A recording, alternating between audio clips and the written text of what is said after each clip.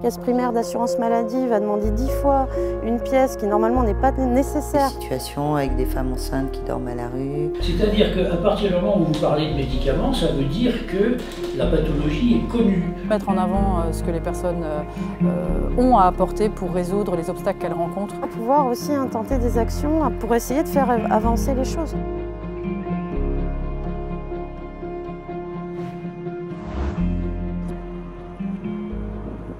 Alors Médecins du Monde, c'est une ONG qui agit à l'international et elle est connue pour ses actions à l'international, mais moins connue pour ses actions sur le plan national.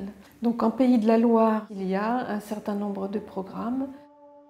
Une valeur primordiale sur nos programmes, c'est le non-jugement et la bienveillance. C'est-à-dire qu'on ne va pas porter de jugement sur une pratique, sur un comportement par rapport à la santé. Donc cette valeur est particulièrement développée sur le programme Bidonville, puisqu'on va à la rencontre de personnes qui ont une culture et je dirais des habitudes de vie qui sont très différentes des nôtres, une approche de la santé qui est aussi très différente et à laquelle on va devoir aussi s'adapter.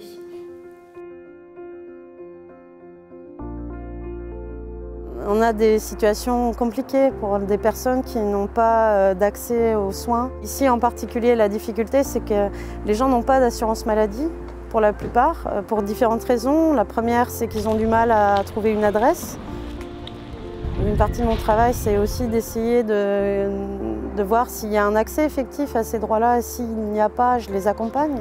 Pour essayer déjà de faire un peu de forcing auprès des institutions, enfin les amener à prendre en considération ces personnes qui vivent sur leur territoire. Ok, l'avete questa. Donc il y a toute une partie aussi d'explication sur l'accès aux droits, comment ça se passe concrètement, quelles sont les modalités d'accès.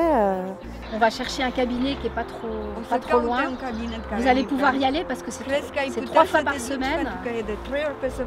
Alors c'est long, c'est des parcours qui sont compliqués, les gens ils sont éloignés de tout, il y a des difficultés d'accès au transport, il y a de multiples obstacles. Alors si tu ajoutes à ça la barrière de la langue et toutes les problématiques de préjugés aussi qui peuvent entrer en ligne de compte, c'est compliqué. Nous allons vers les personnes concernées sur leur lieu de vie, sur les bidonvilles, mais aussi en milieu carcéral. Une autre valeur importante sur nos programmes, c'est de renforcer la capacité des personnes à prendre en charge leur propre santé. C'est ce qu'on appelle l'empowerment.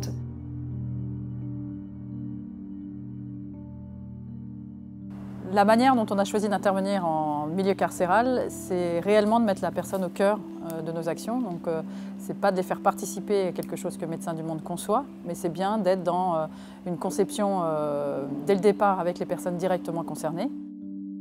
La façon de travailler de Médecins du Monde sur ce programme-là, c'est vraiment de mettre en avant ce que les personnes ont à apporter pour résoudre les obstacles qu'elles rencontrent dans l'accès aux soins.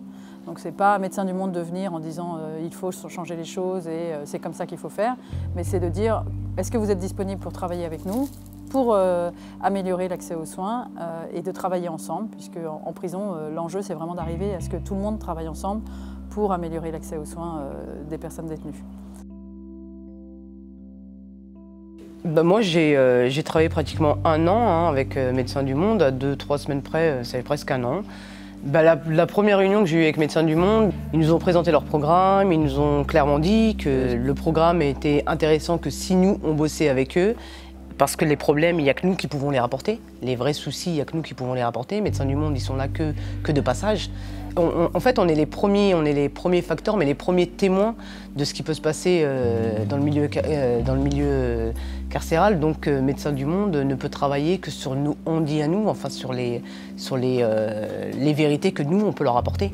Ça ne veut pas dire qu'ils nous apportent des soins, ça ne veut pas du tout dire que aujourd'hui j'ai mal à la dent, Irène, intervenante chez Médecins du Monde, va me réparer ma dent, non, c'est pas du tout ça.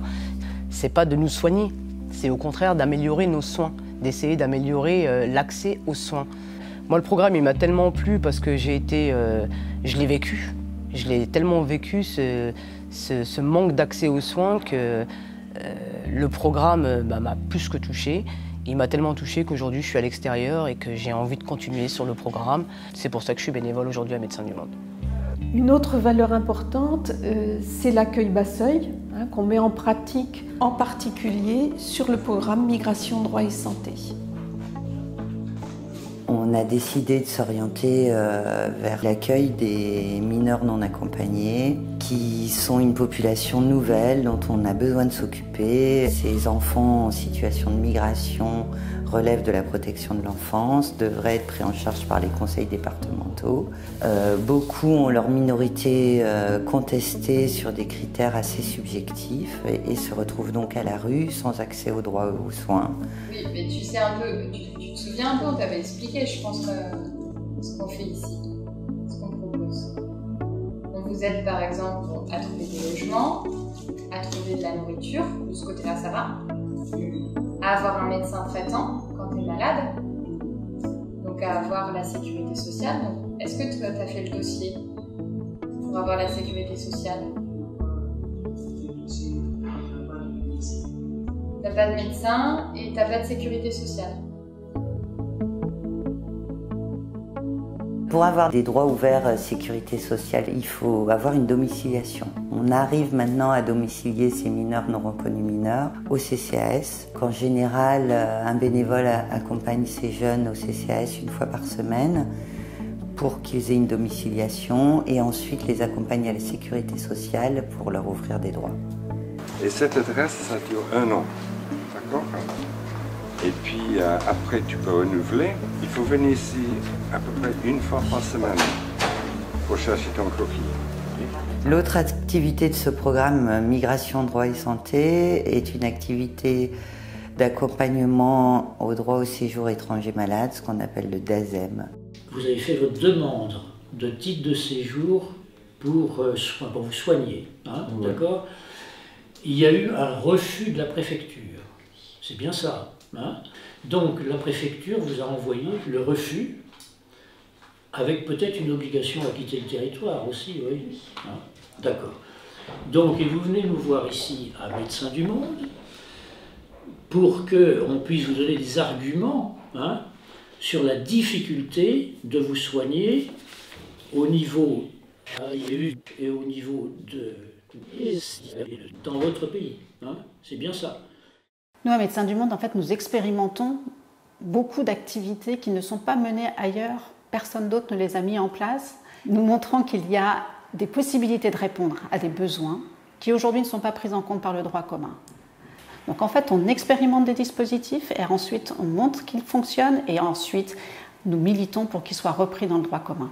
À Médecins du Monde, on souhaite être acteur du changement social. On veut le faire avec les personnes qui sont concernées par nos programmes. Ce n'est pas nous tout seuls dans notre coin. On veut travailler avec les personnes avec lesquelles on est au quotidien pour changer les lois, donc faire du plaidoyer, mobiliser le grand public, mobiliser le législateur, mobiliser les institutions publiques pour arriver à vraiment changer les choses, bref, à changer le monde, quoi. Tu commences à m'animer un peu. À t'animer un peu, oui. Ouais. Alors, je fais une tête hyper bizarre parce que je pense que c'est une phrase super longue. Carcérale. Je suis pas très à l'aise, en fait. On peut arrêter, on va recommencer. On peut aussi les dénoncer, témoigner et faire avancer la situation des personnes.